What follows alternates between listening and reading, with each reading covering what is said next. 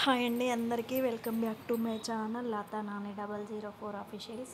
నేనైతే గురువారం రోజు నైటే మొత్తం పొయ్యి అంతా క్లీన్ చేసుకొని రూమ్ కడిగి మంచిగా పొయ్యి కుదిర్చుకొని నైటే అన్నీ చేసుకొని పడుకున్నా. ఎందుకంటే మార్నింగ్ మళ్ళీ అన్ని పనులు ఉంటాయి కదా, చాలా హడావిడి అవుతుంది. అసలు టిఫిన్ అందట్లేదు మా ఆయనకైతే.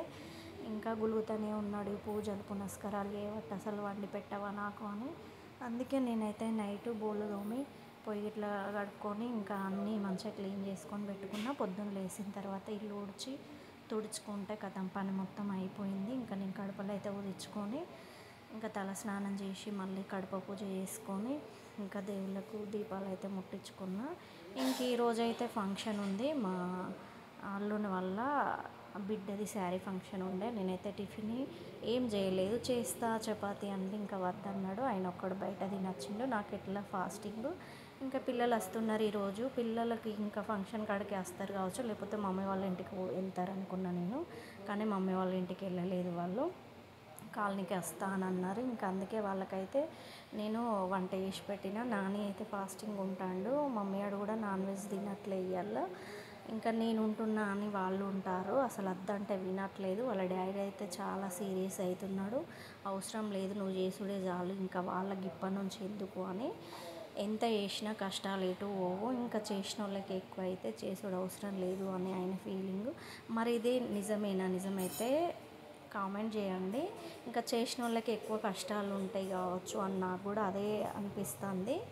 ఎందుకంటే నేను ప్రతిదీ ఏది మా డాడీని ఊహించుకొనే చేసుకున్నా.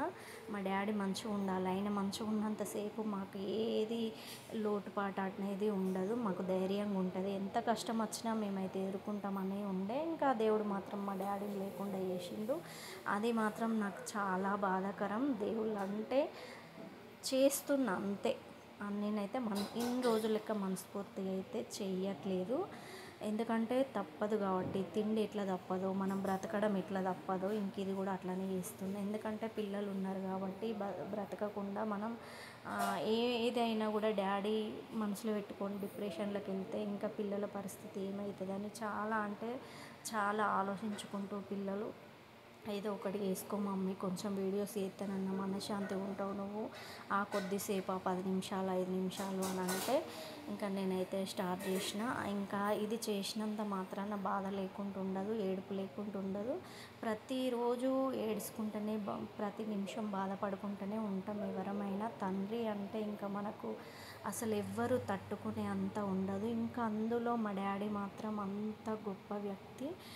7 పిల్లలను సాది పెళ్ళిళ్ళు చేసి ఇవన్నీ అక్కర్లు వెళ్ళదీసి లాస్ట్కు సుఖపడే టైంకు భగవంతుడు మాకు లేకుండా చేసిండంటే మాకు ఎంత అసలు అన్యాయం చేసిండు, తీరని అన్యాయం చేసిండు ఆ దేవుడు. ఇంకా మేము ఆ దేవునికి ఇంకా మొక్కాలంటే కూడా నాకు ఏమో, నేను మొక్కపోతే దేవుడికి ఏం పడిపోదు కావచ్చు, కానీ నాకైతే బాధ అయితే చాలా ఉంది.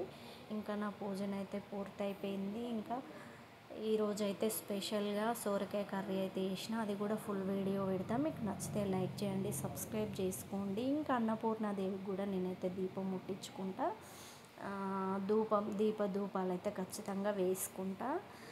ఇలా చేస్తే మాత్రం మనకైతే మైండ్ చాలా ఫ్రెష్గా ఉంటుంది. మీరు ఇంకా ఇది రోజుకు రోజు ఫాలో కాండి. మనం పొద్దున లేసుడు ఇబ్బంది, లేచిన తర్వాత మనకు ఇది అలవాటు అయిందంటే ఇంకెక్కడికి పోయినా కూడా మనం అసలు 6-7 అస్సలకే పడుకోము. ఇంకా ఏపో అనిపిస్తే అట్లనే ఉంటుంది. ఇంకా ప్రతిదీ ఇది మంచిదే కదా, మనం పిల్లలకు కూడా చెప్పుకోవచ్చు ఇట్లా ఉండాలి, మనల్ని చూసి పిల్లలు కూడా ఫాలో అవుతారు కదా. అదే నా బాధ. ఎందుకంటే ఇప్పుడు మా ఆయనకి ఎట్లుంటుంది అని అంటే, ఏదైనా మ్యారేజ్ డే అయినా బర్త్డే మ్యారేజ్ డేలకు తప్ప ఇంకొకసారి అయితే దేవుళ్ళ కాడికి అస్సలకు రాడు. ఎటన్నా వెళ్దామంటే మాత్రం మాకైతే ఇంట్లో ఇక ఆయనకు అస్సలు నచ్చదు, ఇంకా గొడవలే అయితే. అందుకే నేనైతే మా పిల్లలకైతే నేర్పిస్తున్నా.